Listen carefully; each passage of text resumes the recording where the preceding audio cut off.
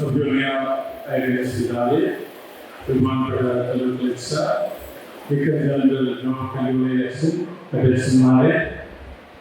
dear sisters, Mother,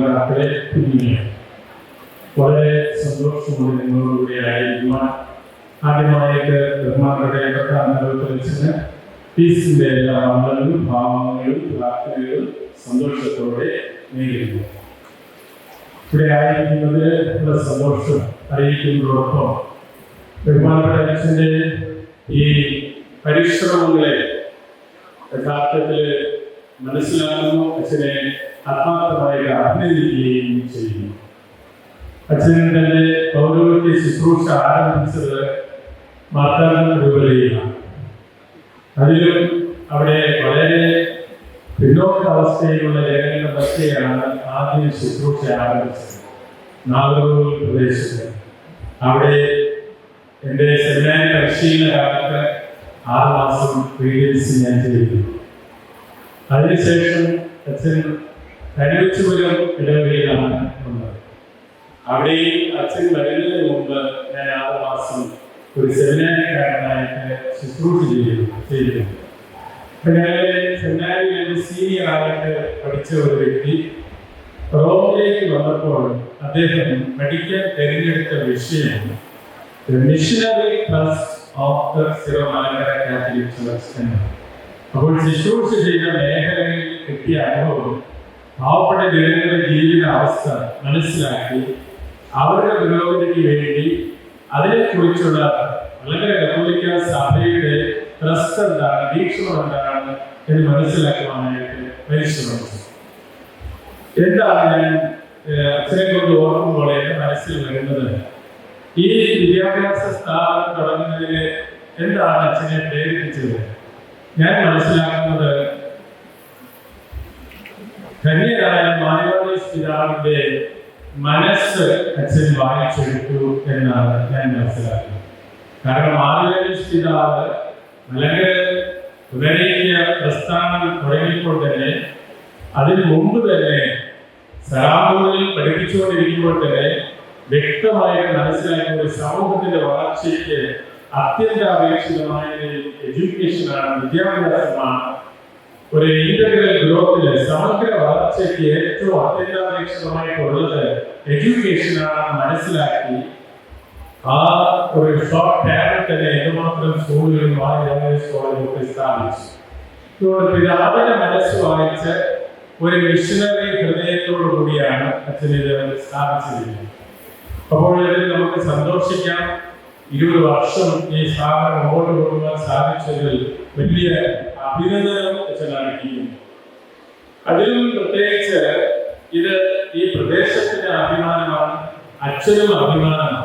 ഒരു കൊച്ചു കുട്ടിയെ എടുത്തു കഴിഞ്ഞാൽ ആ കുട്ടിയുടെ മനസ്സിൽ രജിസ്റ്റേർഡ് ആകുന്ന ആദ്യത്തെ ശബ്ദവും മുഖവും അമ്മയുടെ മുഖവും ശബ്ദവുമാണ് ഒരു കുഞ്ഞിന്റെ മനസ്സിൽ രജിസ്റ്റേർഡ് ആകുന്നത്. എന്നാൽ അതിനുശേഷം അമ്മ പറഞ്ഞു കൊടുക്കുന്നു, ഇതിന്റെ അച്ഛനാണ് അപ്പൻ എന്ന് പറഞ്ഞു കൊടുക്കും. അതിനുശേഷം കുഞ്ഞുങ്ങളുടെ മനസ്സിൽ രജിസ്റ്റേർഡ് ആകുന്നത് അവരെ കണ്ടുമുട്ടുന്ന ടീച്ചേഴ്സാണ്.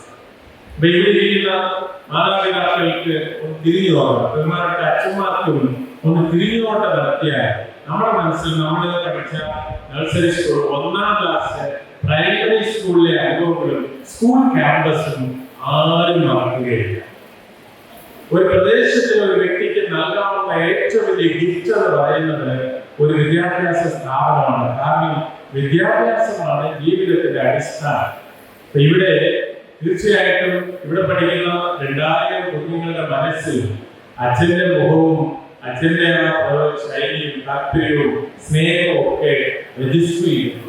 അതുകൊണ്ട് അച്ഛനെ ഏറ്റവും കൂടുതൽ സന്തോഷിക്കും. ഇവിടുത്തെ ടീച്ചേഴ്സിനെ സന്തോഷിക്കാം. കാരണം ഈ കുഞ്ഞുമക്കളുടെ ഡിഗ്രി മുതൽ 12ാം ക്ലാസ് വരെ 2000ഓളം കുഞ്ഞുങ്ങളാണ് ഇവിടെ പഠിക്കുന്നത്. ഇത് ഇവരുടെ ഭാവി നിർണയിക്കുന്ന ഒരു സ്ഥാപനമാണ്. പ്രത്യേകിച്ച് എടുത്തിരിക്കുന്ന മോട്ടോ വളരെ അത്ഭുതമാണ്. ഇവിടെ കുഞ്ഞുങ്ങൾ വരുന്നത് കുറെ കാര്യങ്ങൾ മനസ്സിലാക്കുക എന്നുള്ളത് മാത്രമല്ല, ലേണിംഗ് മാത്രമല്ല, ലേണിംഗ് ടു ലിവ്, ജീവിക്കാൻ പഠിക്കുക. എവിടെ എങ്ങനെ ജീവിക്കണം, ഒരു ജീവിതത്തെ ദൈവം തന്നെ ജീവിതത്തെ എങ്ങനെ ജീവിക്കണം എന്ന് പഠിക്കുക. തീർച്ചയായും ഈ സ്ഥാപനത്തിന് ഏറ്റവും അനുഗ്രഹിക്കപ്പെട്ട ഒരു ഭാവി ഉണ്ടാകട്ടെ എന്ന് ഞാൻ പ്രാർത്ഥിക്കുന്നു, ആശംസിക്കുന്നു. ഈ പ്രദേശത്തിന് ഇത് വലിയൊരു അലങ്കാരമാണ്, ഈ പ്രദേശത്തിന് ഒരു അനുഗ്രഹമാണ്, ഒരു വിദ്യാഭ്യാസ സ്ഥാപനം. അതിന് പരിശ്രമിച്ച അച്ഛൻ നൽകിയ ഏറ്റവും വലിയ ഗിഫ്റ്റ് നൽകിയിരിക്കുന്നു ഈ പ്രദേശത്ത്. അച്ഛനെ നമ്മൾ അഭിനന്ദിക്കേണ്ടത് നമ്മുടെ കടമയാണ്. അത് തുടർന്നും അനുഗ്രഹമായിട്ട് തന്നെ ഭവിക്കട്ടെ എന്ന് ഞാൻ പ്രാർത്ഥിക്കുന്നു, ആശംസിക്കുന്നു. അവസാനമായി ഒരു കാര്യം പറയാൻ ആഗ്രഹിക്കുകയാണ്. അച്ഛൻ്റെ ഫീസ് ഗോത്രപിതാവായ അബ്രഹാമിന്റെ പേരാണല്ലോ വിശ്വസിക്കുന്നത്. അബ്രഹാം വിശ്വസിക്കാൻ പറ്റാത്തത് വിശ്വസിക്കുന്ന ആളാണ്. വിശ്വസിക്കാൻ പറ്റുന്നില്ലല്ലോ. 99 വയസ്സിൽ കുഞ്ഞുണ്ടാകുന്നത് ദൈവം പറഞ്ഞപ്പോൾ അബ്രഹാം വിശ്വസിച്ചു. അതുപോലെ ഈ അച്ഛനും നമുക്ക് അവിശ്വസനീയമായതെല്ലാം അച്ഛൻ വിശ്വസിക്കുന്നു. അത് എന്ത് ബലത്തിലാണ് അറിയാമോ? ദൈവകൃപയുടെ തലത്തിലാണ്, ദൈവകൃപയുടെ തലത്തിലാണ് വിശ്വസിക്കുന്നത്. അബ്രഹാം അങ്ങനെയാണ്. ദൈവത്തിന്റെ ശബ്ദവും ദൈവത്തിന്റെ മുഖം ദർശിച്ച് ഒരു സുഹൃത്തിനോട് സംസാരിക്കുന്നത് പോലെ അബ്രഹാം ദൈവത്തോട് സംസാരിച്ചു. അങ്ങനെ അച്ഛന്റെ എല്ലാ പരിശ്രമങ്ങളും മുമ്പോട്ട് വിജയകരമായിട്ട് കടന്നു ചെല്ലട്ടെ എന്ന് ആശംസിക്കുകയും ഈ ദിവസത്തിന്റെ എല്ലാ ഭാവങ്ങളും നേർന്നുകൊണ്ട് എല്ലാവർക്കും എല്ലാ അനുഗ്രഹങ്ങളും നേർന്നുകൊണ്ട് എന്റെ വാക്കുകളോട് സംസാരിക്കുന്നു. നന്ദി, നമസ്കാരം.